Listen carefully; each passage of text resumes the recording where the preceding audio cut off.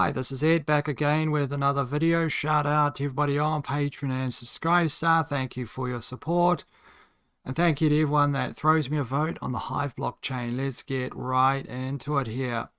So, Rand Paul, and you probably all know on what's happening at the moment. They voted ahead. The votes have gone ahead. Now it's going to the Senate, which will just basically solidify the other part of it. But here you have the United States military and Israel's military are being merged together into one super military.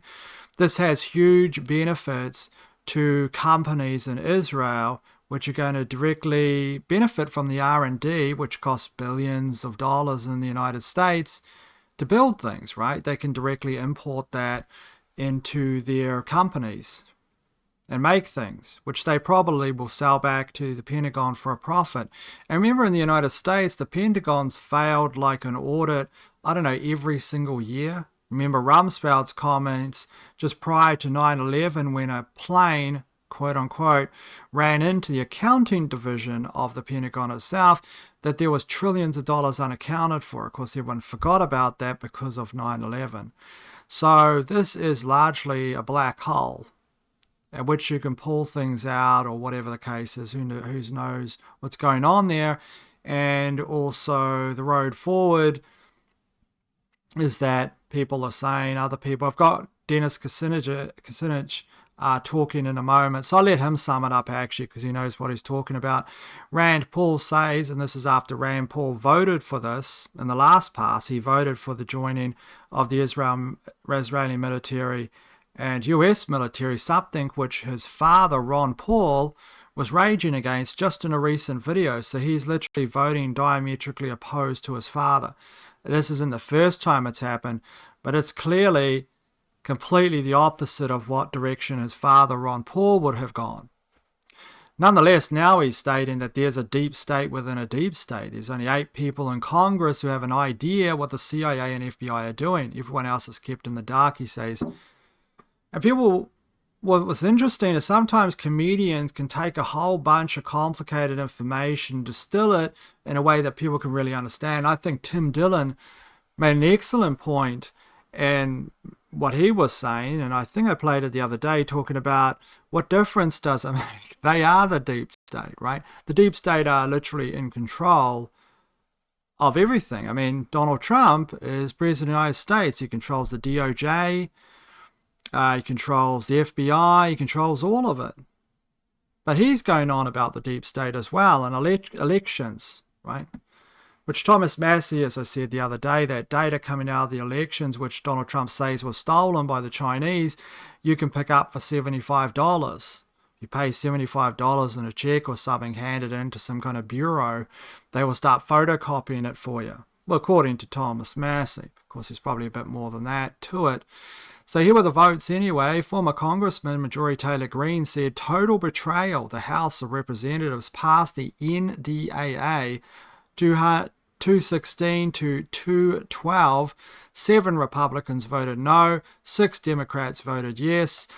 This $1 trillion military budget contains Section 219 that ties our military intelligence and military industrial base to Israel. Now it goes to the Senate. You see the information on screen there. There's a lot of people, a lot of Trump supporters, obviously a lot of people everywhere. They're pretty disappointed with that. They say that, you know, this is something that will affect the culture, especially in the United States, and affect it hugely because the military apparatus will be combined there, and you'll have, you know, an importation of the, you know, rules of engagement coming from Israel. What does that look like? Have a look at that information if you want to know what their rules of engagement are. But, you know, all of these types of things could be the new norm, as well as the intelligence sharing and all kinds of stuff, right? A lot of people are going to make a huge volume of money. Anyway, here is Dennis Kucinich. I can never pronounce his last name. But here he is here talking. I did mispronounce his name there. Benjamin Netanyahu, the Prime Minister of Israel, has taken credit for the legislation that that was put into the National Defense Authorization Act of 2027. He basically said, yeah, this is what I want. Well, he wants it because he'll have the ability to direct the U.S. military. I mean, it's mind-boggling when you think about it. And this particular proposal, by the way it's structured, and you know, when I first heard about it, I said, I have to read the legislation, because let me tell you, folks who are watching, you have to read the legislation in order to understand its workings. And the way this is written, it puts the Department of Defense in the driver's seat over other federal departments, including state. And then this policy has, it runs through the whole government. I mean, this really, you could almost say this is a takeover. And, you know, for some it'll sound hysterical, but the truth is that it is laying the groundwork for for an entanglement that has never happened in the history of the United States. This is totally unprecedented. So there you have it anyway. There is his interpretation of it. That's pretty much it. So there is a little bit of other stuff. I'll just pop this in here. Israel's finance minister there says Israel has no interest in joining the war with Iran, adding the current situation is good for us. So, you know, people are asking, well, how many times did Israel support, let's say, the United States in any war, or its allies for that matter? You know, for instance, Vietnam, whether you agree with it or not, New Zealand was there, Australia was there, the UK, well, England was there. I don't know if it was the entire UK, or, you know, other countries, but yeah, they were there in Vietnam. You know, World War II, obviously, Iraq, obviously, Afghanistan in some cases. New Zealand wasn't in Iraq, but it was in Afghanistan.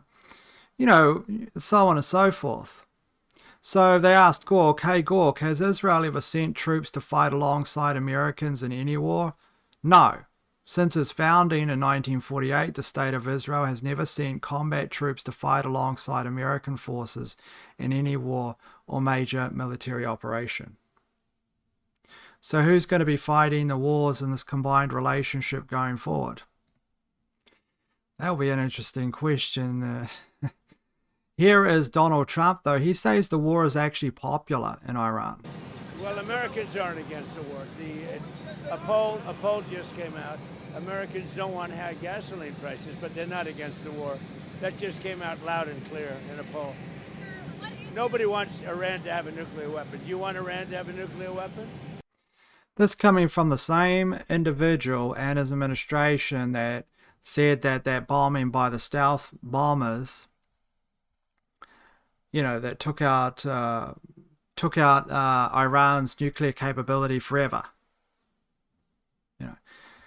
You know, also Tulsi Gabbard saying that Iran is, you know, X amount of years away from a nuclear weapon, does not have the ability now, based upon the intelligence, who have been the director of national intelligence in regarding that. All that information's ignored. It's not about nuclear weapons. Okay, it's got nothing to do with that. They're just conjuring up images, solid images, to feed to the populace. You can see a nuclear bomb going off because you're seeing it over and over again. If nuclear weapons are even real, I don't know if they're real or not.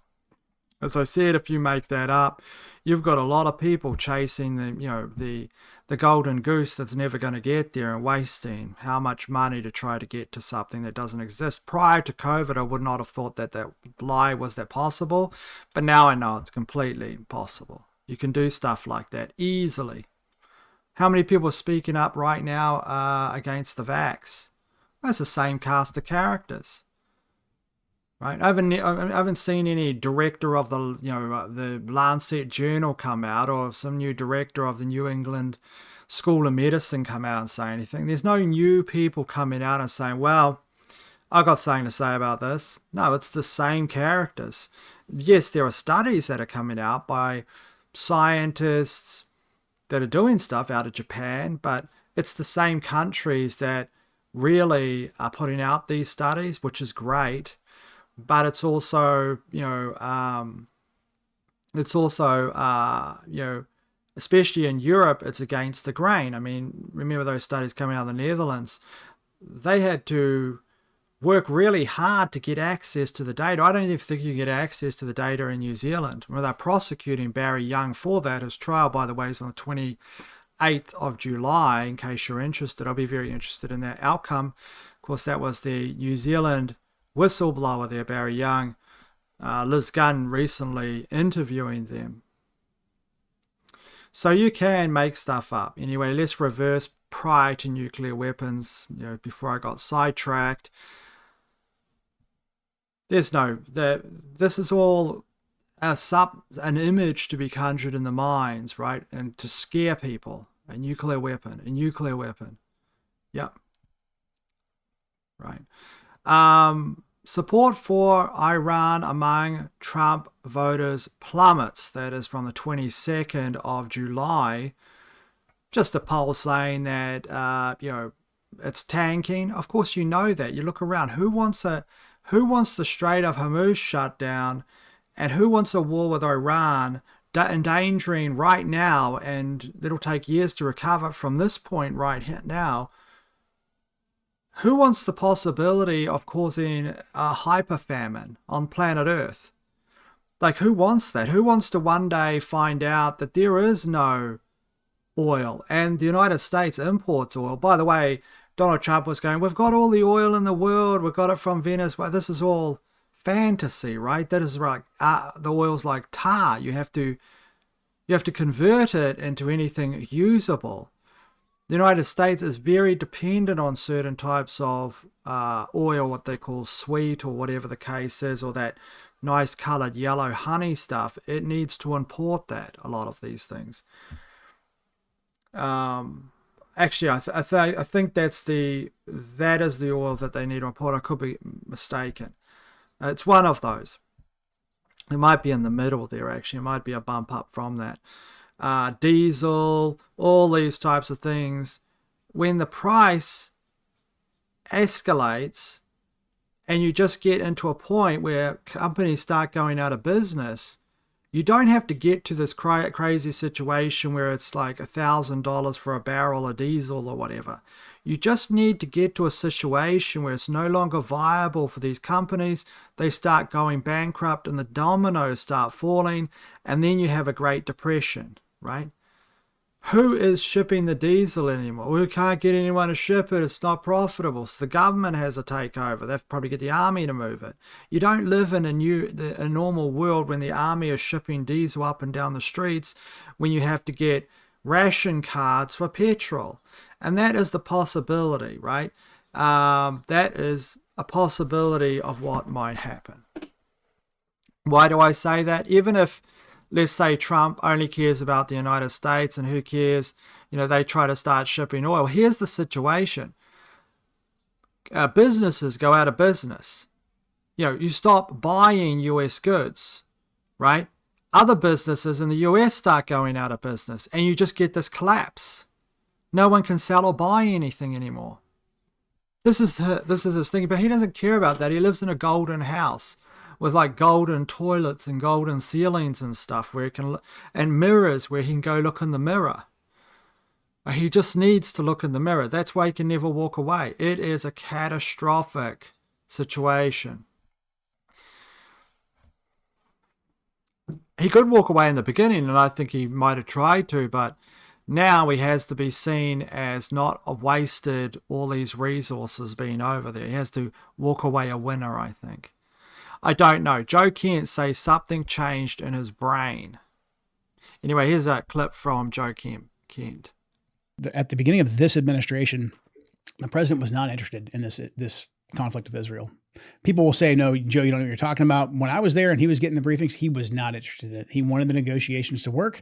He wanted a Nobel Peace Prize. He thought that he could cut a deal. He thought that every other president, and I think there was a lot to back that up, had, not been able to get a good deal with Iran because they were weak or because they were dumb. And he thought that he could get a very good deal with Iran, and he was off to a good start.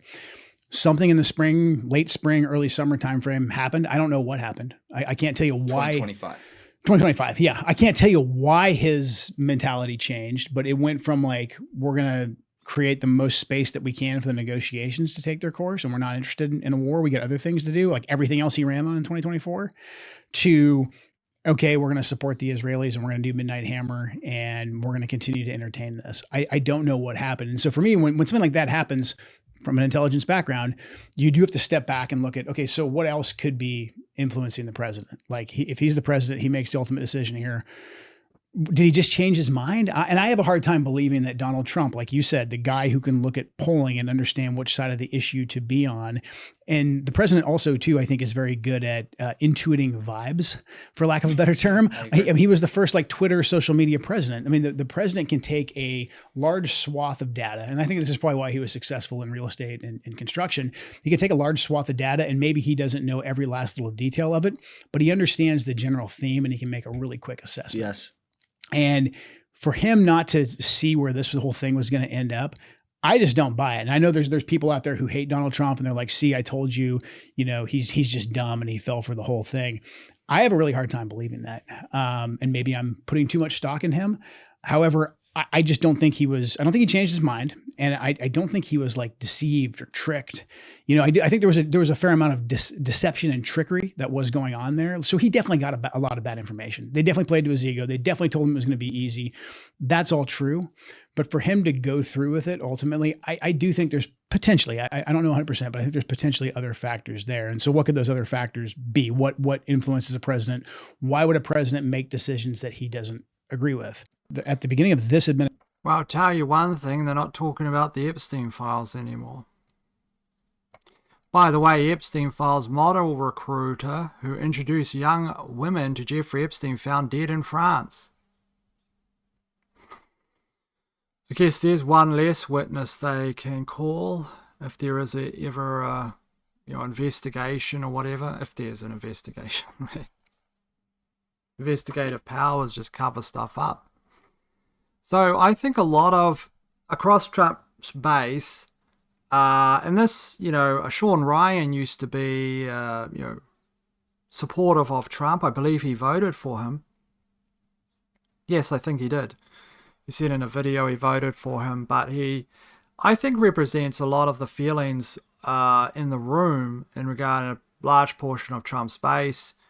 And it's everywhere. I mean, everywhere you look, no one really seems to have anything positive to say about what's happening, apart from people that are war hawks or directly connected to the administration itself. Everyone seems to be completely demoralized about what's going down.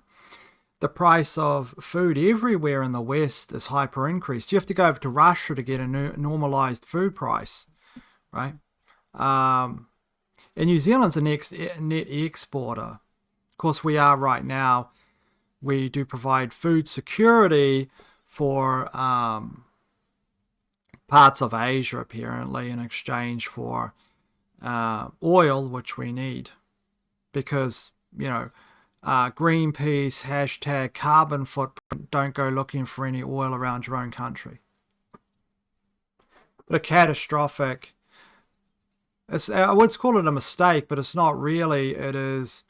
There is conspiracy at the top levels, the substrate just underneath the banking cartels, in order to create a dependence on nations whereby they can control them through puppetry from that. If you're not energy secure, you're just not, you're only like one snip away from just basically falling apart. Look at Europe. Look at what the state they're in. What happens if Russia just turned off the gas? Said they weren't going to ship, even though they're shipping it. Basically, they're using China as a go around, and all these other things, as well as obviously piping in gas into Europe. You do wonder, like, if they just decided to shut it down. So let's have a listen to here. So that's what happens with a war. If you go to World War III and you're at war with Russia, a war with China, they're not going to be shipping gas anymore, right, to you. Then what happens? Europe doesn't drive around anymore. You can't replace that amount of energy. They'd have to ship stuff from the United States. I don't even know if they have like these refineries that would be able to refine like anything that was given to them, like from Venezuela directly. It'd have to be refined on that end. Obviously, they have refiners, US investment into those large refineries before in Venezuela. Those refineries, those petro companies believe that the deal was broken because Venezuela kind of went around that. But, you know, here in New Zealand, they shut down Marsden Point, which was a refinery of New Zealand of oil that we used to, you know, we used to actually get the oil and then would send it somewhere else in order to be refined, because apparently in their equation it was cheaper. That's why and now you have Marsden Point shut down. We didn't get much oil out of it. It was like, I think it was, from memory, like 10%, but it was something, right? If the switch goes down, at least we'd be able to maybe run emergency services, be able to ship food around. But no, shut the whole thing down. And now you can't open it up again. Let's have a listen to what Sean Ryan thinks about Donald Trump now. I just don't see any positivity coming out of this administration. It seems very self-serving. I have a list of shit printed I could go through, but what was the last one? He fucking made it so he had Todd Blanche do the dirty work so that him or anybody in his family could never be audited by the IRS. What the fuck is that shit? Mm-hmm. The drone company, the $400 million jet from Qatar. Yep. What is it? The Executives Club. You know about that? Yeah, that they started in DC. You don't hear about any of this shit. Yeah. Does this shit look like he's serving the fucking people? No. So you're going to serve that? Or are you going to speak out against it and let everybody know what the fuck is happening? You think he'd be better off? Fox News sure as fuck isn't reporting any of this shit. None of it. None of it. No, there's no question that the corruption in the administration has been far beyond what He I ever sued the expected. fucking government. He sued his own fucking government. That's right. He did. He did, yeah. I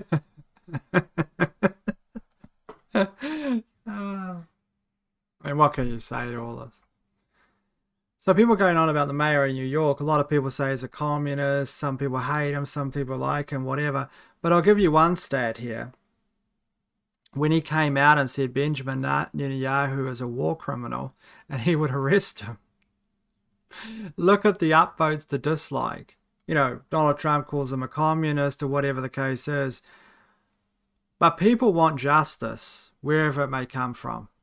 That's where it is. And it isn't going to ever come from the Trump administration. It's going to come from, I mean, his own country, Israel, has corruption probes into him, which Donald Trump tried to shut down. The only people that Donald Trump seems to pardon are actually criminals, you know, hardcore criminals. Like, you know, people that have committed, like, you know, years of fraud or something, or got some kind of Ponzi scheme. He keeps on pardoning these people. But anyway, Mondani there, from the New York mayor's office, released this video yesterday, which I watched. Already it's got 2.1 million views, and look at the upvote to dislike ratio. 326,000 up to 5,000 down. Now, you've got to remember that Israel has millions of dollars invested in people that, you know, use methodologies in order to kill the like ratio, right? I would say this: is he genuine? I don't know. It might be just grandstanding. You might believe it. He said he was going to arrest Netanyahu. Then he said he didn't have the legal framework, that only the federal level could actually do that. He didn't have the legal in order to make that happen. After consulting with, you know, his people and justice or whatever there in New York, he couldn't do that. Is he serious? Is he not? I don't know. But you need somebody that says pragmatic things. I mean, it's bad if you live in a banana republic, or, you know, people are saying pragmatic things, right? They don't mean any of it. But Donald Trump says basically the area where he doesn't mean any of it. None of it's actually like he says that majority of the United States people love the war in Iran. Would you say that's true? I mean, it's just like make-believe. You know, it's not real. There's no problem saying these things in order to manipulate people's thinking, right? It's like always keeping a layer of smoke over people so they can't see where they're going. Well, that might be right, in a war, like, some kind of like, war zone, but you're supposed to be leading people somewhere. You're supposed to be like a leader. People are supposed to be able to follow you. They're supposed to feel like inspired by what you're saying. You're supposed to be somewhere where people go for justice. and just this small little thread, this little drop of a possibility is all it takes for that upvote, downvote ratio, and just non-stop. All the comments are like this. Like there are thousands. I can't remember how many. It doesn't show there. I didn't capture the comments, but it's it's insane amount. It's like 150,000 comments. So let's read some of them. For this reason, the Casio watch gives this 10 times aura, which is true. He is wearing a Casio, which is a classic. It's a beautiful watch, actually. Casio make really great watches. As I've said, I wear watches myself. Right now, I'm wearing just a very cheap watch, which is called a... People know if they go on Temu, this watch. It's a Synoki, is that it? And it's got a pedometer. It says pedometer 3D, which was meaningless. But it works, and it was like $8 New Zealand, which is like, $4 US. Something like that, $6 US or something. No. Yeah, something like $5 or something. And it was free delivery, right? Free shipping. And it shows me how many steps I take in a day, how many hours worth of exercise or movement I've had throughout the day, and obviously the time. And it works, and it's strong, like it's like waterproof and all that.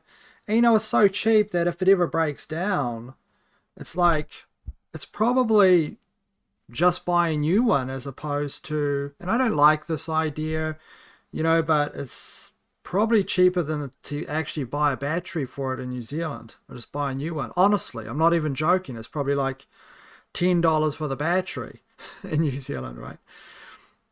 So I expect this watch to at least last, and I've had another one of this brand, which was a watch about a bit bigger. I never wore that watch, but I left it in the medicine cabinet, and it's been in there for 10 years and it's still going. So I expect that the battery in this is probably like an 8-10 year battery. Well, if the other one's the exact same brand, it kind of seems similar. Now the light's gone on the other one, so when you click the light, it no longer comes on because the battery is so weak. But if it lasts that long, And another thing is, I said this in another video, when they get like digital watches made, not necessarily Casio, but something that is, $100 in the store, right? Like a Citizen or something like that. Well, not digital, they usually, whatever digital brand, Iron Man or something like that, some digital watch. They go over there, right? And they make it in a factory there, a little factory, if you want to call it a factory, where they make that particular watch. They have assembly line for it. Well, that's the same assembly line and the same kind of designs being very good pirates.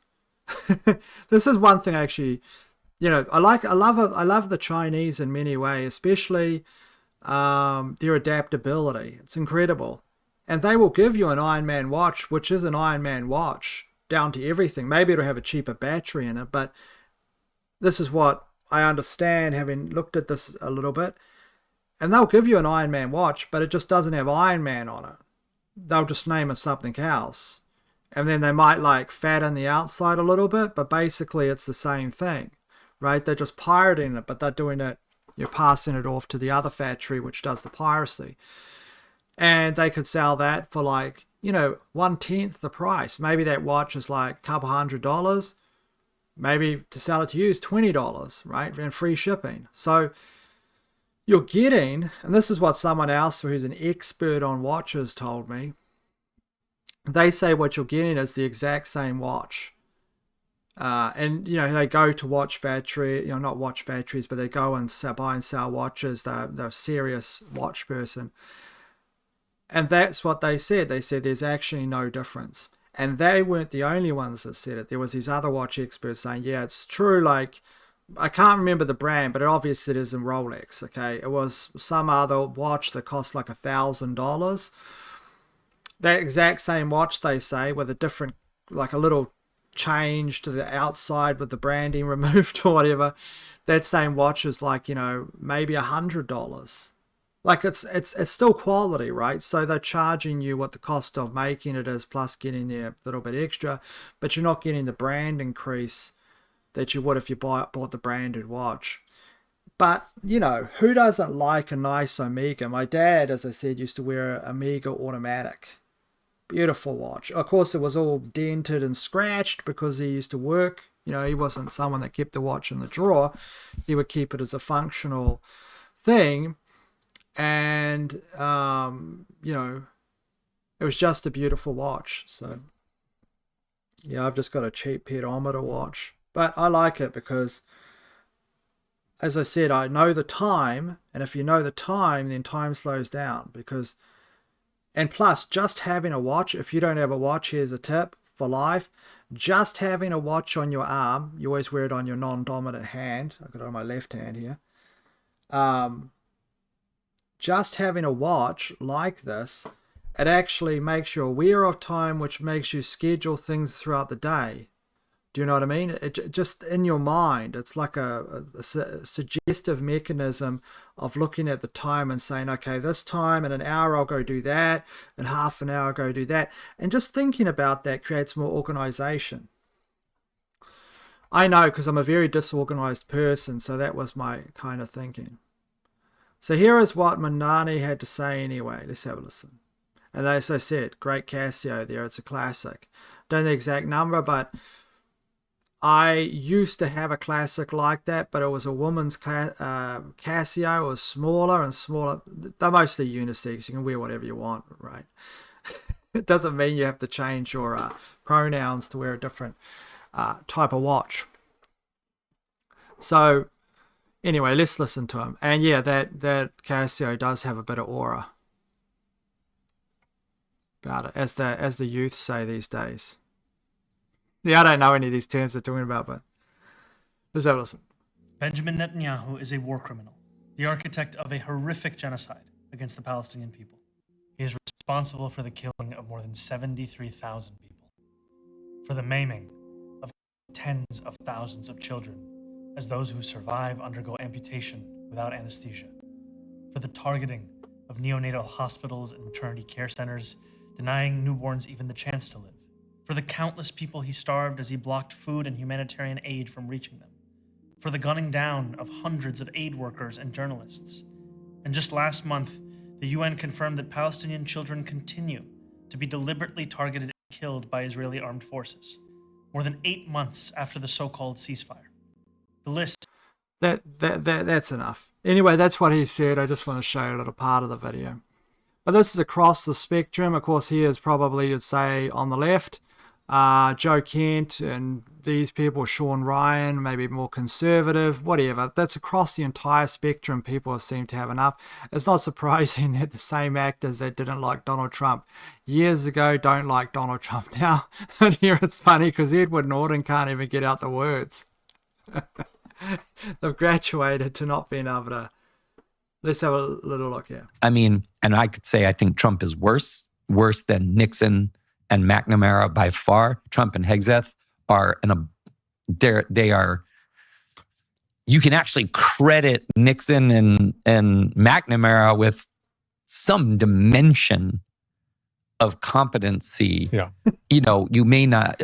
Terrible things were going on, and they were corrupt in some ways. It's not surprising, obviously, to see an actor from Hollywood not like Donald Trump. But what I'm saying is it's everywhere. I don't really see any direction apart from war hawks and automatons that are on Fox News or whatever. By the way, people say the Democrats are against, they're always rallying against what's happening in Gaza or against Israel, and no, both of them voted for it. Overwhelmingly voted for a merger.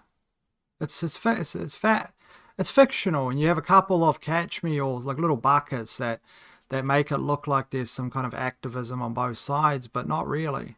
No. So a lot of people are eyeing Pickaxe Mountain. They say that there's a possibility, and this isn't just hearsay, just people making this up. I've seen the general say it on Mario. there's generals saying it, the colonel saying it, Daniel Davis, a lot of people, Douglas McGregor obviously saying it, but there was this other general and these other generals talking about it. That's a real possibility that Israel will nuke Pickaxe Mountain. This is what they're saying Israel might do. Now, how effective that is.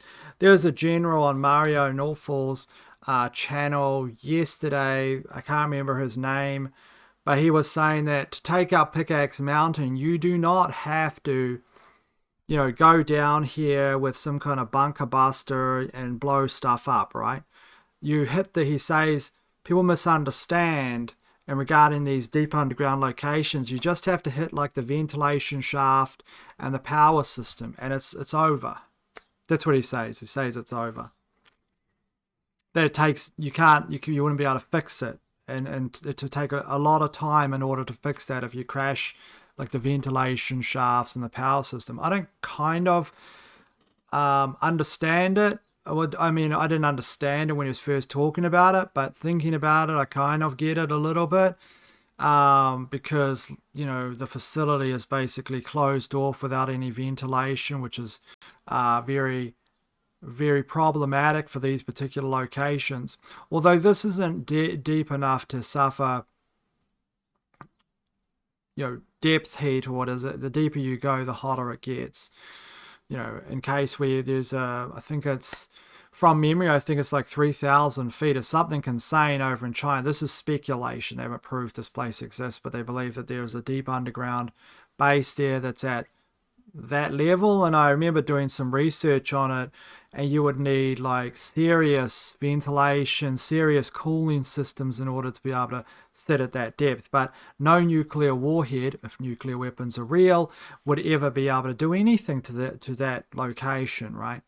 But apparently, according to the general, you don't need to have particular huge damage, right? You just need to be able to destroy the power system and destroy the ventilation shafts. So anyway, there's Pickaxe Mountain, which is in the crosshairs. Now, that same general said that if they had to put money in it, they say in the next 4 days, there'll be a major military operation. And he's just going by the build-up that's happening now around the Middle East with the fuel tankers and, these things being moved into Israel and different other places, different allied states of the United States, in order to launch whatever they need done there to Pickaxe Mountain. And I do wonder, like, how big is those bombs that they dropped on Iran last time when they had the B-2 bombers, these giant bunker busters, which Donald Trump said obliterated the nuclear program, done and dusted, I'm out of here. Little did he know. So you use those bombs. I wonder why don't they must. I'm not saying I'm anti-war in general myself. Of course, I believe in defense, being able to defend yourself. But I'm just saying, like, theoretically, can a nuclear bomb be put on that if nukes are real? And then you shoot it in the ground, just blows up everything? Is that... Because I don't know what the point is, just dropping it above like that. But I don't know. Apparently, this particular location is at a depth of about 80 to 100 meters. So that's pretty deep, kind of. Not huge, but pretty reasonable, I would say. Reasonable in terms of depth if anyone's run the 100 meter before. I'm not sure if that protects it against, what that protects it against. So the construction, deep tunnels evacuated into hard granite. Excavated, entrances reinforced with concrete and rock fill, security perimeter.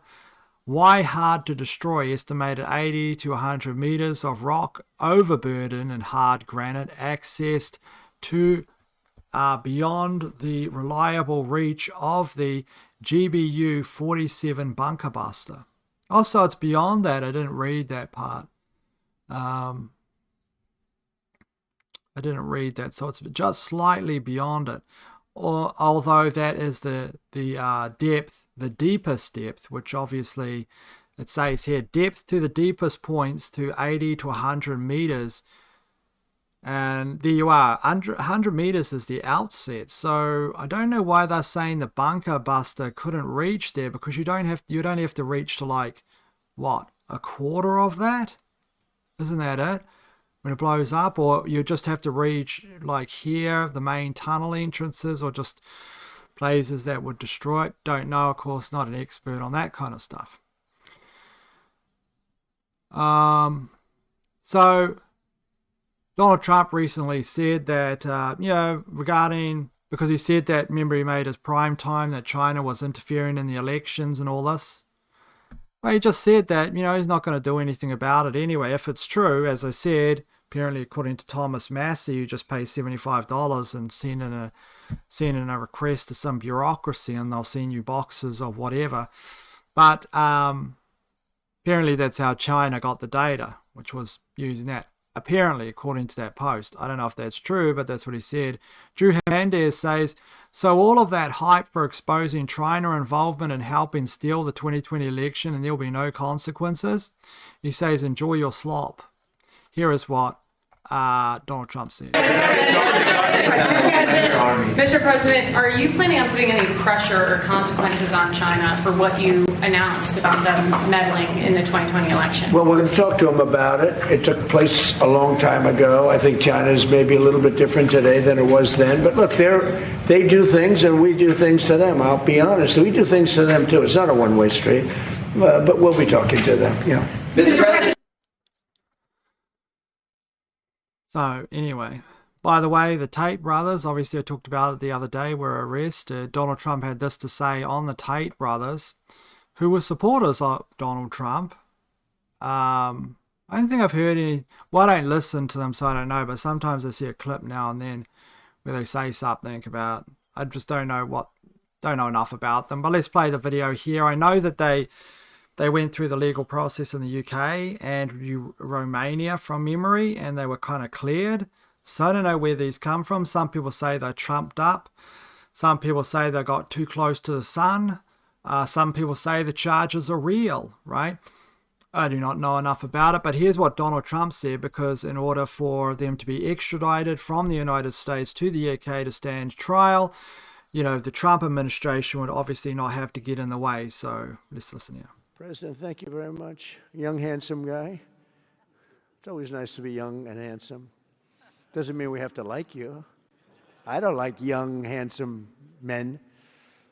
Women, it's like. Men, no, I don't have any interest. So apparently that's what he said in reply to the extradition thing. I don't know. It seems kind of weird, those two clips together, but he's always sort of going on about handsome men and how attractive a man is. It's kind of weird, honestly. Not if he's gay, but it's just kind of weird. So Alex Jones said, exclusive, Alex Jones predicts the Trump administration will sail the Tate brothers down the river and allow them to be extradited to the psychotic police state known as the UK. In this report, Charlie Kirk and Net Frontiers explain why it's so important for the leadership of the Republican Party not to allow their supporters to be censored, stalked, murdered, and imprisoned. And that is an old clip which I do not have. So here's something interesting. This person says that in junkyards in the United States, the government has ordered vehicles or motors older than 15 years old to be automatically crushed. Let's have a listen here. Okay, so do you guys remember a couple months ago seeing those videos about junkyards, salvage yards magically catching on fire, kind of like everywhere across the U.S.? Well, I am at a salvage yard in PA right now because my husband needed a motor for his 2006 Chevy Silverado. And he was talking with the guys inside, and he came out and he's like, listen, he's like, because we're getting a really good price on this motor, by the way. He said, the guy at the salvage yard, said that the government has told them that they need to get rid of all of the motors that are 15 years old. And if any new ones come in, instead of pulling them, they need to crush them. Makes you really wonder, doesn't it? So this is a wild claim, and a lot of people in the comments agree that something like this could definitely happen because the government is our greatest enemy. Let's just take a look at who this woman is, or more where she is. So she doesn't list her state, but if you look at her tabs down here, you can see that she has a Texas property tab. So most likely she's in Texas, which is strange because this is a conservative state. So you would think that if something like this was going on, that she would not be impacted. It would be somewhere like Oregon or Washington or California. And if we look on artificial intelligence, it says that there's no evidence that this is happening. But again, she's being told from the junkyard that this is happening. So maybe it's a policy that's kind of like being kept quiet, or something that's just rolling out and a lot of people don't know about it yet and it hasn't been published. We know the government is trying to push newer EVs, so this would go right along with that. Environmental compliance, so they don't. Also, obviously, older cars don't have kill switches in older them. cars. We've seen that recently being pushed by. I mean, they were killing, where was this, Canada or something? These latest Ford cars or Ford trucks. I shouldn't say Ford because I'm not exactly sure what brand it was, but they had cars, and what people were doing. No, was this in the UK? No, this was in this was in Finland. I think this was in Finland, or one of those countries. No, it was Germany. It was Germany, that's right. So what happened is, because it's very cold there, what people would do is they would use the remote, on their keys in order to start up their car. So I'd let it run for a while before they ran out and got into it. In the morning, well, what they did is they said that this was illegal, right? Well, they said that there will be fines for doing this because you're wasting gas.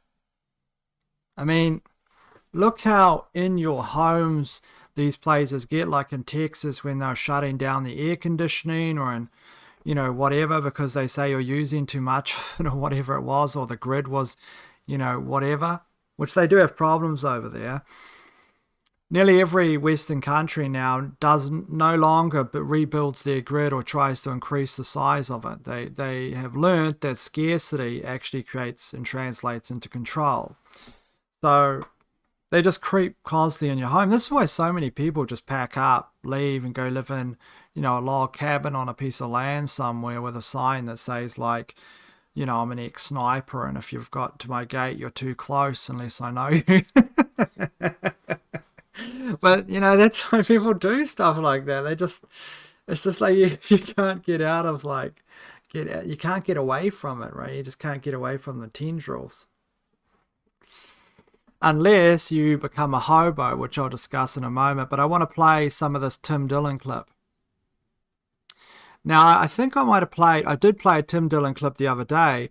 This is so good, I want to play the beginning of it again. And I might not have played it, I can't remember. But I was just listening to it before, and I thought I would have added it again, because it's about the deep state. It's about those kinds of things. Trump comes out yesterday and goes, the voting's all fucked up, but yet the Republicans won 2016 and 2024, and now they have the House and the Senate. They have all of those races they won, and they won the presidency. And he's claiming that the voting is the biggest issue. They genuinely, literally right now have they have the Congress, the House, the House, the Congress, Senate, everything. Kind of most of the Supreme Court. Thomas Massey made that point. He's like, we kind of have all of the things we could want. And they're going out and going, the election was stolen. Now, by the way, I'm not saying there's no voting problems. There's probably voting problems. There's weird laws in California that let people show up to a polling station with a bunch of ballots, go, hey, my whole family voted, and here's what they think. That's weird. But Trump's out there talking about voting. He's the president. It's the craziest thing I've ever heard. He's like, the voting irregularities and the elections are stolen, but you're the president.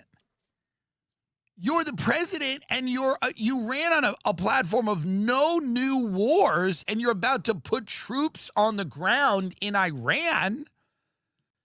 1000%, you are the president. Like, you're not popping shit from outside of the government. This is the thing when like JD Vance goes on Rogan and goes, well, you know, they have this whole discussion about the Epstein docs, and JD's like, I'll go to my death believing it was a larger conspiracy. You know, it's kind of like these guys are like, well, what are you going to do? What are you going to do? It's like, no, you're the vice president. What are you talking about? Yeah, that's the thing. They are in charge now. Yes, there was voting irregularities. Yes, in 2020, there was all kinds of hockey stick graphs and very weird things. But he's the president now. What's he doing to fix that?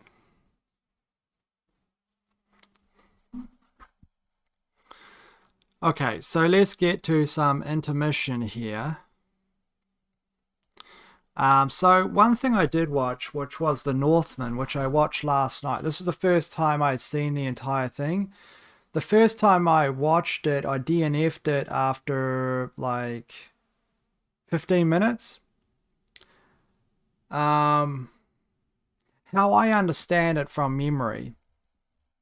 Well, first of all, I watched it. Did I enjoy it? Yeah, I thought it was okay. It was okay. It's probably round about the rating it has. There is the reality of many years ago, like 20 years ago, I was reading a manuscript by, I think it's Al-Razi or something. Well, basically what happened was I read Michael Crichton's The Eaters of the Dead. Now, that's a great book that was turned into The 13th Warrior. The book is excellent. The movie's pretty good. I thought it was pretty good. It's not perfect, but it's pretty good, you know. So the book is excellent, A grade. Now, the thing about The Eaters of the Dead is I found out that Crichton based that on a manuscript, which was a manuscript written by a doctor, you know, who was a Muslim doctor who was, it was based in the Islamic Golden Age. So like, you know, I think 900 AD, I think round about that, or 890 or something. Now, what I had heard subsequently after reading that manuscript, which the manuscript, here's an encapsulation. He shows up, he meets some Vikings. He goes to a Viking settlement. He notes what the Vikings look like. There's this hag. The hag goes, takes his girl as sacrifice on a ship who burns to death. And, you know, it was a Viking lord or something died. And then there's some subsequent stuff from memory where he is on a ship talking about a whale or something. And that is it. And as far as I'm aware from my research and what I've heard other experts say, is that's all that's known about the Vikings, right? Now, they know that what the Viking ship looks like because they've dug one up. But apart from that, they know nothing about the religious system. They have no written language. It's been hundreds, almost 1,000 years. They only know what kind of like things they might have, you know, necklaces. You know, like they've had necklaces that have hammers on them for Thor or something. You know, maybe some swords or armor or something like that, right? But largely their thinking, their practices, all these types of things are largely unknown, you know, apart from, you know, small archaeological evidence that they have pieced together. It's largely unknown what they thought or anything of their thinking. So like when you watch it, you think, okay, so what's going to happen if it's a historical thing is they're going to take what's known and they are going to put this in the movie, right? You're going to have I believe they know about the slanted houses, the types of styles of the houses. You know, they're going to have these types of things. And, you know, it's going to be kind of like, you know, they're going to pray to Woden or Odin, as other people say. Yeah, they're going to do these kinds of things, right? Or do whatever. And there was some of that in there. But to me, it seemed like really kind of almost alien. I don't know how to explain it because, first of all, here's one thing. I think his name's Al-Razi. I'm not 100% sure because this is like 25 years ago or something, right? So when I was reading that, I do remember this one thing, this one detail, and that is the women. When he specifically commented on the women have a fascination with jade, and that like there's a circular jade marbles which are almost like a currency, like money, and they wear them around their necklaces and their arms and there's none of that in there. Unless I'm hallucinating, but there's none of that in there at all.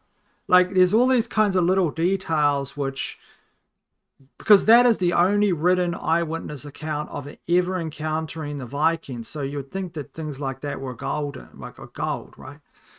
And yes, in the movie, not a lot of this is in the movie either, The 13th Warrior. And I don't think a lot of it's in the book. But in the original manuscript, which was a translation, obviously, which I read, it is in there. Now, the stuff about them burning somebody in a funeral thing, someone living at the same time, that was in there a little bit. It didn't quite get pulled off. But so overall, I thought it was okay. It was an entertaining film, kind of. I thought the second act, if anybody's seen this, minor spoiler really, but where he comes down the hill and he fights some of the guards and saying then falls on the ground, they beat him up to let his girlfriend get away, was ridiculous. I also thought the idea of him leaving on the boat and then jumping in the water and coming back was ridiculous. It was like, why? It seemed like he didn't have a personality which matched the initial personality of Rage from the beginning, right? It would have been good for him to carry out what you see here with him screaming and where he's a warrior, to carry that completely out right through the entire movie and not kind of become almost like a broken person. It's just, you know what? I'm glad that I watched it, because one thing I like about this director, which is called Robert Eggers, is what I really like about him, and is he comes from the art department world, shall we say, or like he has a very good understanding of backgrounds, costumes, and stuff like that. So whenever I watch his film, I feel like there's a really good representation of what things look like. And that worked partially in this. Maybe the fact that I read that manuscript many years ago kind of broke it a little bit for me. It kind of just seemed so, I don't know, it just seemed alien. It looked it seemed kind of alien. Plus, I didn't like the depiction of the gods so much, but overall I enjoyed it. I would say that much, right? I'm just being nitpicky. But overall I did enjoy it. I thought it was good. I thought that Alexander Skarsgård, I thought he's fantastic in the role, great actor. I thought his early performances were far better than the later performances, but overall I thought he was great. Not much else to say on it really. I will say one thing about Ethan Hawke. Ethan Hawke has really aged into an older character, a man, obviously, and he really plays those roles great. He was great in it. He was great in the role. I thought watching him, I might, the other movie I loved that he was in was called Sinister, which is a horror. Again, not perfect. There's a part where you meet like some kind of like exposition. Someone just spills out exposition as to what's happening. I think that is played by the character, the individual that played Gomer Pyle in Full Metal Jacket, and also was in The Cell, played the serial killer in The Cell. There's a crazy movie. I couldn't watch that movie, actually, The Cell, as I've said before. When I watched it 20-something years ago, it made me sick. Like physically sick. Like, I don't know what it was about it. It was saying about the colors or something, all the kinds of stuff. So there he is there, and this is like when he's in initial rage form.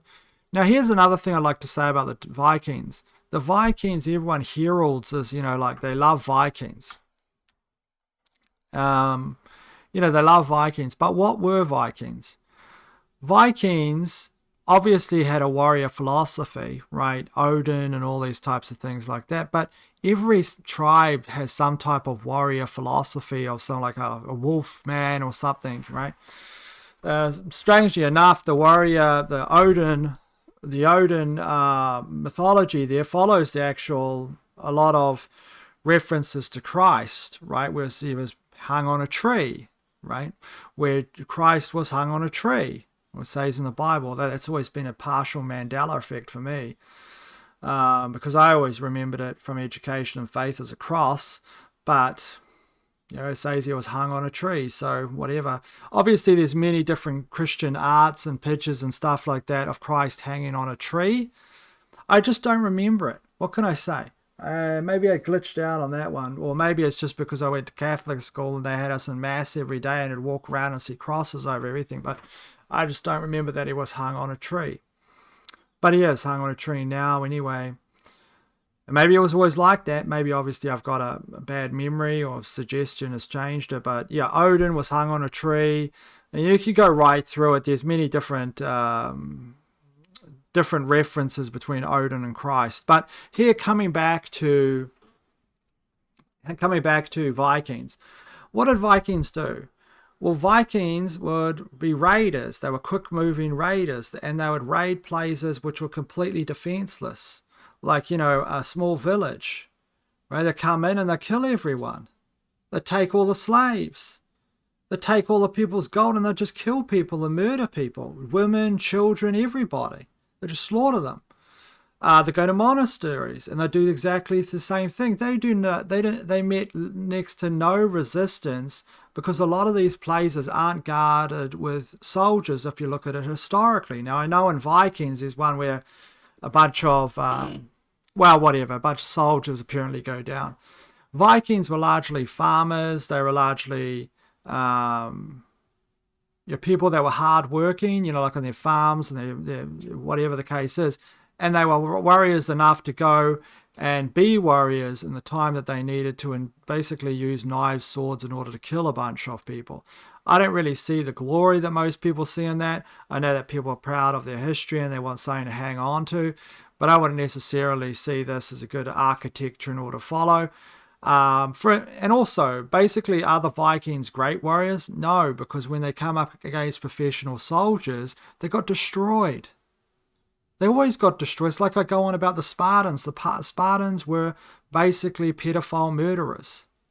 They used to just kill people for fun, go into people's homes and slaughter them. They had to use, basically, I've forgotten the names that they had for them, as basically split up into two distinct categories, the slaves and the Spartans, right?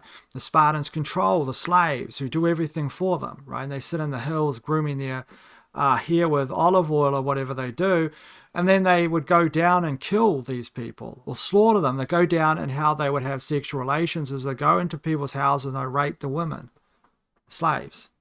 People would, draw like Spartan shields on their sides or whatever. So everyone goes on about the Vikings, but the Vikings were just basically mass murderers.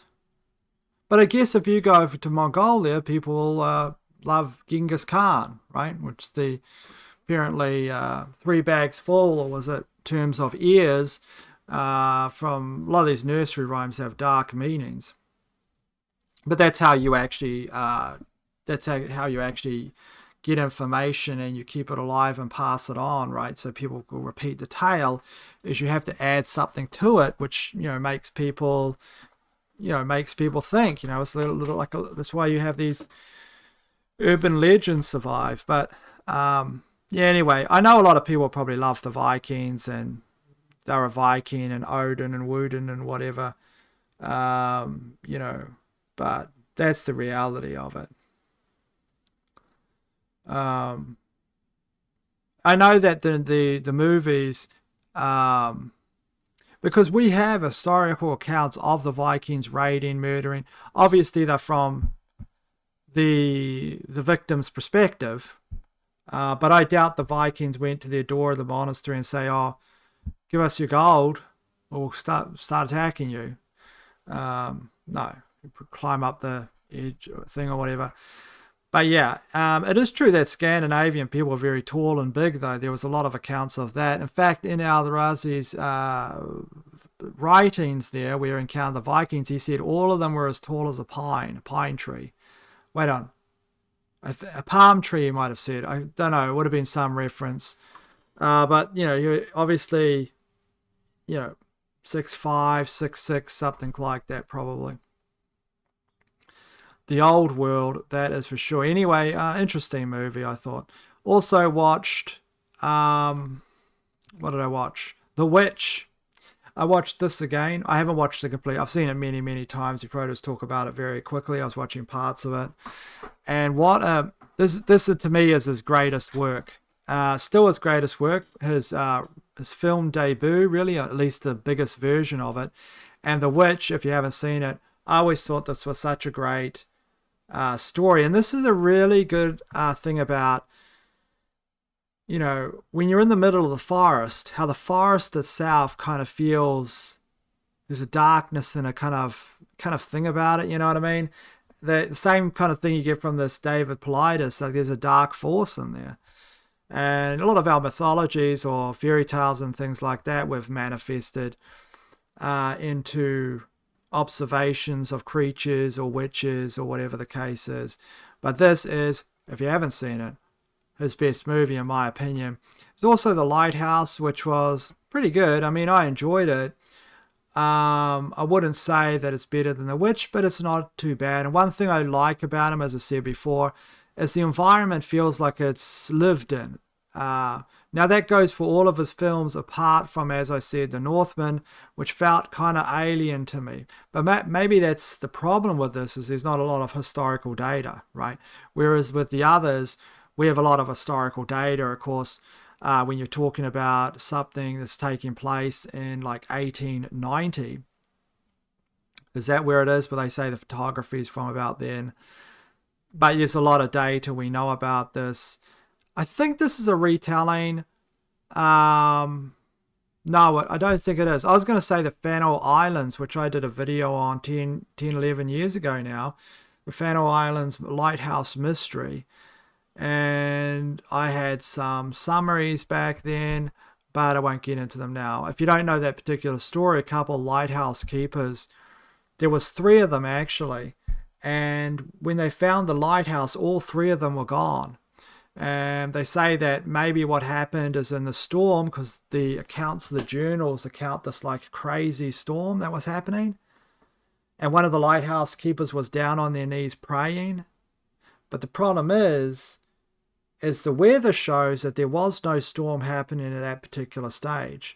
Now, why this is interesting to me is I know, having got David Paulides' books actually, and listened to his interviews, as he says, prior to the disappearances, there's this strange storm that happens that frightens people, even though other people don't seem to, the weather was supposed to be calm that day. The same thing that happened in the Fennel Lighthouse, in which they kept in the journal there in the lighthouse, and all 3 of them disappeared. So they were saying maybe one went out, got in trouble, so the other lighthouse keeper went out to try to rescue them, and then the other lighthouse keeper left. But it is the law, apparently, that they cannot leave the lighthouse. Like, you cannot leave the lighthouse to go serve it, to rescue the other person or something, or there must be like 2 inside or something. And this is because the greatest risk, if let's say one of these people die and you go out and lose yourself, and there's no one to man the light, is that a ship carrying many people can run aground, and suddenly you have a massive tragedy, right? Because the light wasn't turned on back then. Of course, lighthouses are a disappearing entity. Now we have everything is run by, well, basically GPS or automated. So that's the end of those. I think they're all gone now. And I did start watching the beginning of the TV series called The Terror. Now, as I said the other day, I think it is an anthology. So what you have is you have the first series, which was based upon a boat. The other ones are completely different stories, which I tried to watch, but I DNF'd. They just were not for me. I don't even know if there's a third one. I think there is. No, actually, I think the third one is being Has something to do with Ridley Scott, actually, but it's coming out much later, and it has years in between. But Dan Simmons, the late Dan Simmons, now he's passed away, sadly. Very influential character and author in my life because I do like his work. But Dan Simmons wrote The Terror, and it is a really, really great TV show based, and of course, it's an anthology for that first season. So even though the anthology is called The Terror, the first season is the only one I'm talking about where they're on a boat.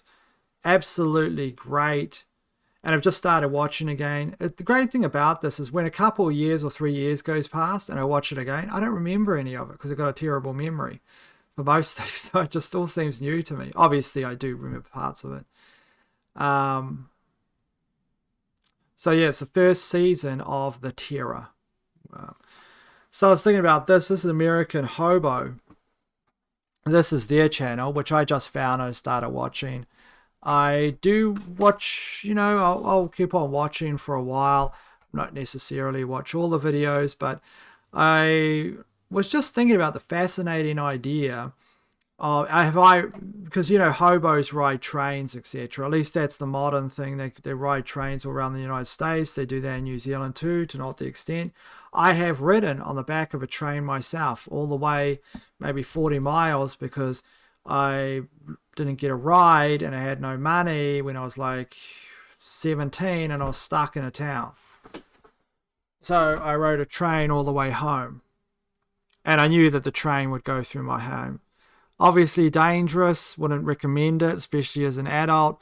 But if you're living a more free life where you're willing to take the risk, and there are so many people that lose a leg or an arm or whatever, right? It's just those wheels on the train, they just cut your arm or appendage right off.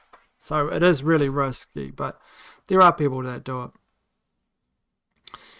But anyway, this is American Hobo, so they ride trains all the time, and here he is going for a swim. But I just thought it was interesting. Like, I've been thinking a lot about this kind of train riding thing. I think I might write a novel. I'm not exactly sure what it'll be based on regarding trains, but we'll see what happens. If you're wondering about these, I thought this was funny. It was called, Crayola Kids Adventures 1997, The Trojan Horse. A lot of people are posting this around because they said that they like it better than Christopher Nolan's movie. This is another one there.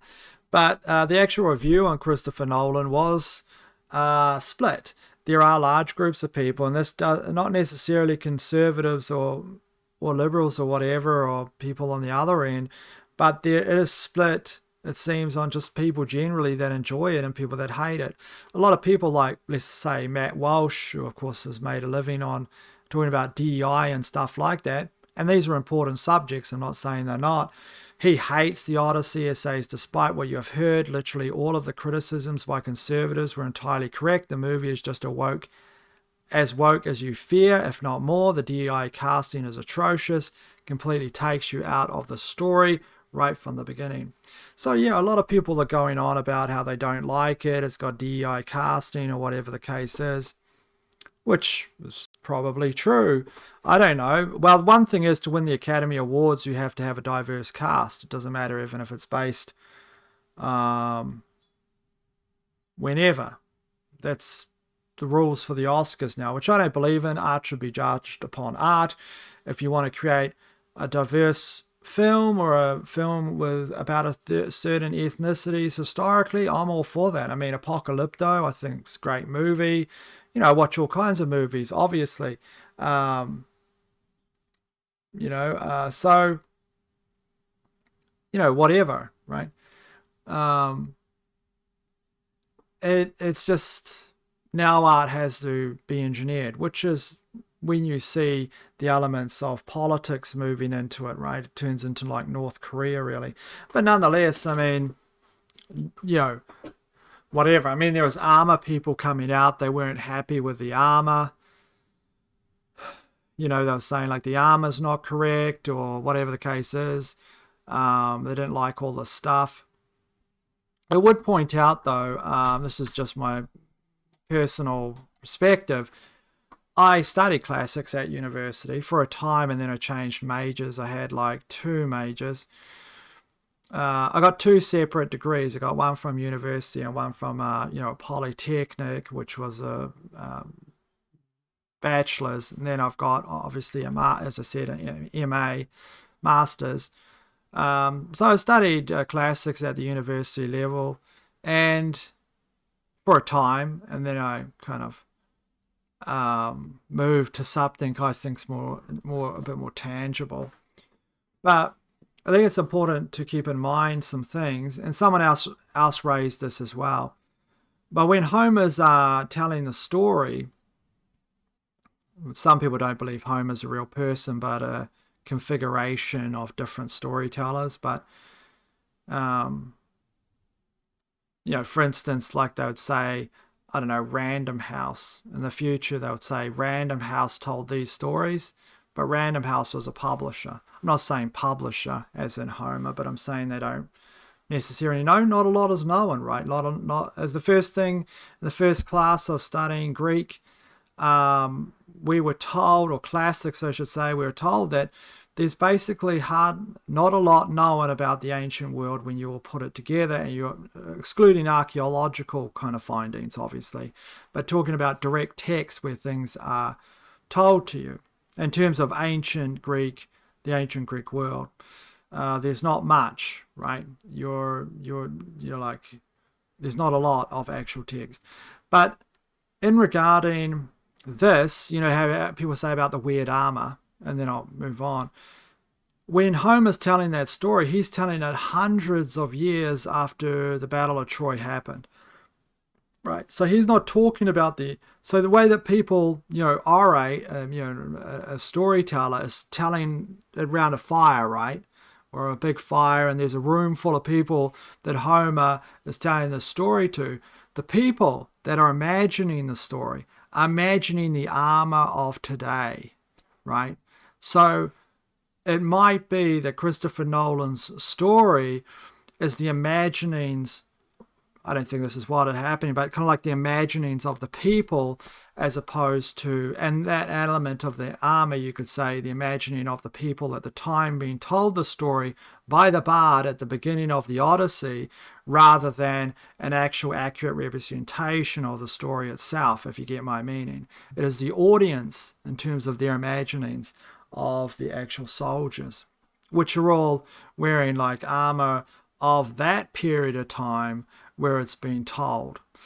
I can't remember much about what I studied, largely nothing. I mean, if you talk to me about Plato's Symposium, I can riff about that, a little bit, things, books, the Iliad or whatever, but I don't have a great depth of knowledge of those, and I have no interest in reading them ever again. I think they're great stories, but to me, I was always kind of felt like, in terms of general stories, obviously you don't study classics just for the stories. I always liked the fairy tales, like the Grimm's fairy tales and stuff like that. That's why I kind of felt that I didn't really want to study classics. I wanted to move into something like some area like that. And that's why I moved more into those types. Well, I was doing classics in English, and then I moved over and also studied psychology for a period of time. That was at a different university, though. I've been to a few. Matt Walsh didn't like it, but a lot of people are, and it's breaking a lot of these box office hits. The people that hate it, that are mentioning the DI, probably don't like that. I can't say anything. I haven't seen it. As I said in the last video, I don't really have any interest in seeing it unless it's like kind of historically, like I feel like I'm going back and looking at an ancient world, as opposed to some kind of like dream representation or some kind of like, you know what I mean?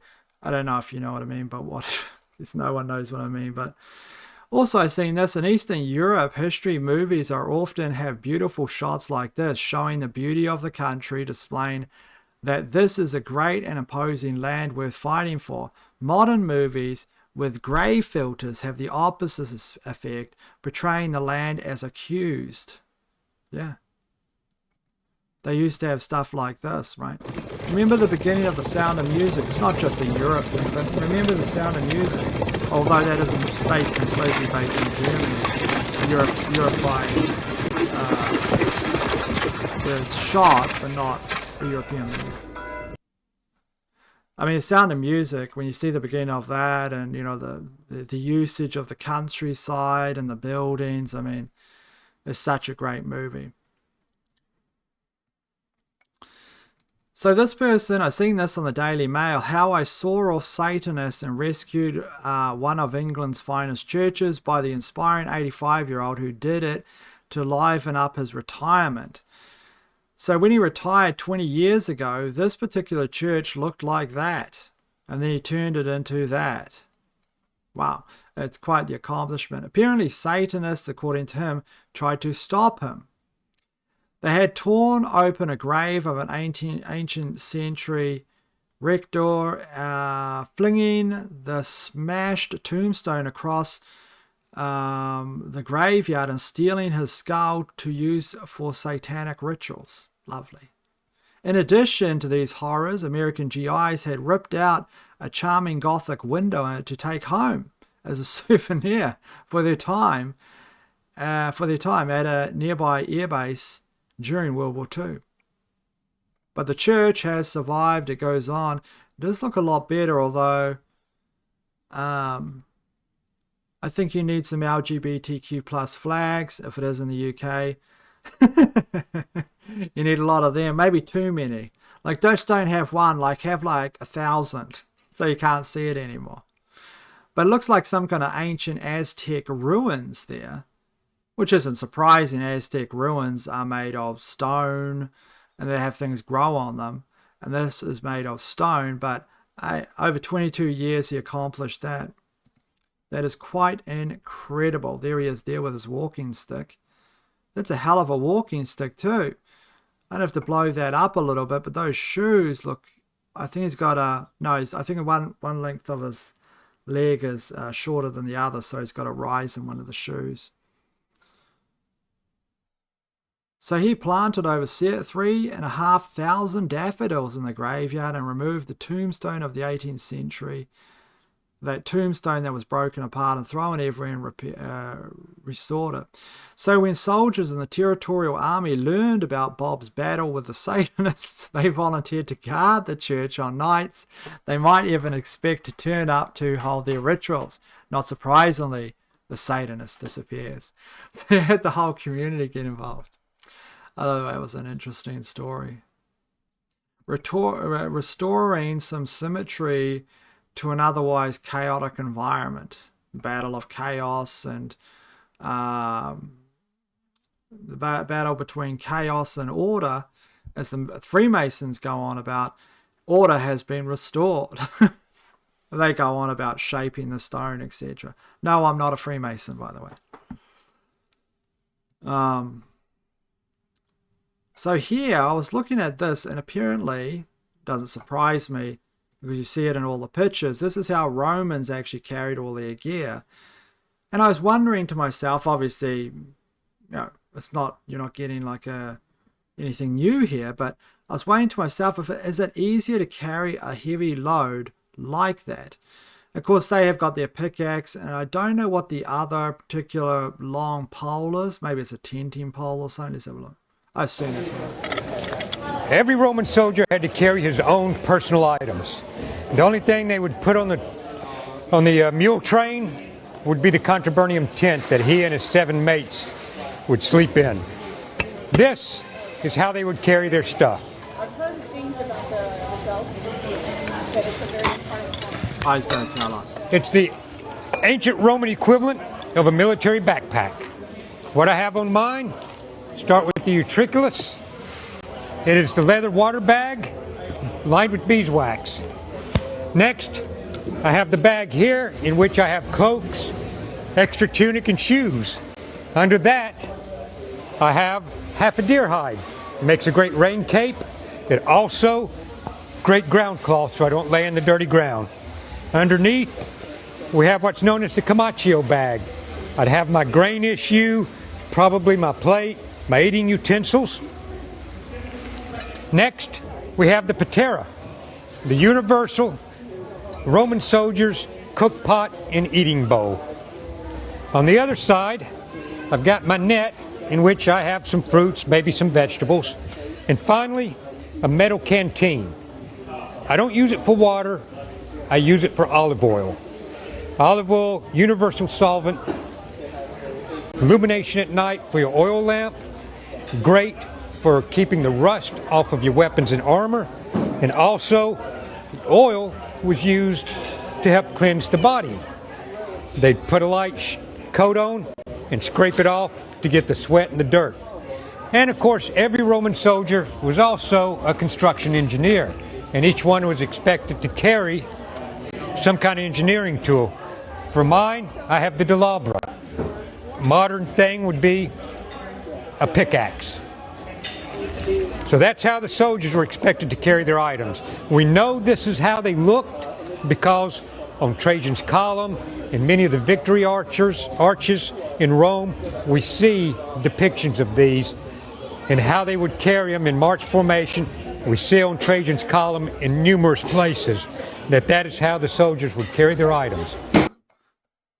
So he didn't talk about that huge, the larger stick, which is a cross. I'm assuming that really is just pushed into the ground or used there in order to hold that up or make a tent. That's what I'd assume anyway. But anyway, I was just wondering if it's larger. So I was interested in rats. The reason why is because apparently they're becoming acclimatized to this poison that they're being given, which is basically stops clotting or something, and in America they're actually becoming immune to it. And I was thinking, I went in search of some rat documentaries or something, and there isn't a lot out there. I did watch 2 documentaries a while back. I'll recommend them in the next video, but the fact is, well, one of the best ones actually is the Morgan Spurlock documentary. I think it's just called Rats from 2016. Of course, Morgan Spurlock actually passed away recently. He was very young. I think it was like maybe just knocking on 60 or late 50s, but he was a big proponent of the magical, world safe and effective cure-all panacea. So he passed away sadly, quick-acting cancer. But anyway, I ended up watching this Billy the Exterminator. Now I have something to say about this. I only watched a little bit of it, and I was thinking to myself, like, it seems to me, well, first of all, this seems heavily scripted, and like they go into the house and put around the animals, like the snakes or whatever. He goes into this one place that's infested with rattlesnakes. Now, why would you ever go into a place infested with rattlesnakes wearing normal boots and clothing like that? You never do it. You need specific tools to go in there. I don't know. Maybe use a flamethrower or something. But there's like 50 rattlesnakes or something. I was thinking, this is ridiculous. And he removes this piece of iron, and behind that just happens to be a bunch of snakes.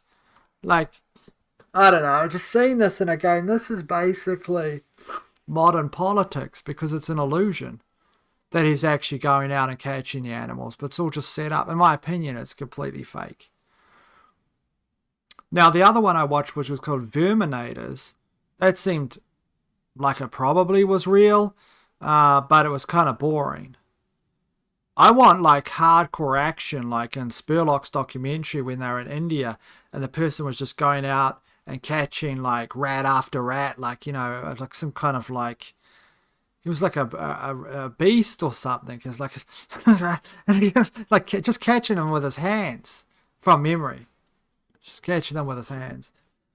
I think that's what he was doing. No, maybe not with his hand. Maybe my memory is just not. I'm trying to think how he was catching them. It seemed like he was just catching them with a stick, like hitting them with a stick and catching them. And of course, rats they're largely unstoppable. They are literally unstoppable. Now, I don't have a rat problem. Okay, just saying one thing. And I haven't ever been anywhere apart from many, many years ago, like 40 years ago, right? When I was a kid and we had a chicken coop and there used to be a rat there. Like, I used to hear it under the ground and there was a hole with a rat. And the rat would like, it must have been huge. Must have been a giant rat. Like over in the States, well, actually in Vietnam, they catch and eat rats. I'm not going to partake myself, but you know, that is the culture. But the catch and eat rats is normal. Now, these rats aren't like sewer rats or whatever. These are rats that are in the rice paddy fields and stuff. So more of a, I guess you'd say, a much more cleaner environment if you are going to eat a rat. But there is these other giant rats in one of the southern states in America, Louisiana or somewhere like this, where there's these big rats and they've infested everywhere around there in the water or whatever. You can see them and you get paid to kill them, and so they're culling them. There's another documentary online regarding rats. You'll probably find it where they're culling these to get like a few dollars, and so people going out and getting them. I wouldn't eat them either, right? Anything with like anything remotely associated with a rat, even like it's like 1% DNA, you know, I'm not going to be eating. However, people do their things, right? People, I mean, you probably, I don't know, but the rat is just, it's also a creature at which people have pets, like they have their pet rat, obviously, which isn't the same thing because, you know, that's their friend and stuff, but rats in the wild are they will eat each other, they will eat their babies, they are something else. Anyway, I think the Morgan Spurlock documentary has this exterminator. He's talking like that, but he has this kind of like from memory. Of course, my memory always adds stuff to, you know, like when I'm thinking of like things I can't remember. I think he had like shades on and a cigar and was drinking whiskey or something, and he was like sitting there talking about rats. And he's like, like been battling them his entire life. Anyway, that's it for today's video. Thanks for watching. Let's play us out with a little bit of the old, what's it called? City of Angels. I have to, let's play a little bit of City of Angels, and then we'll call it.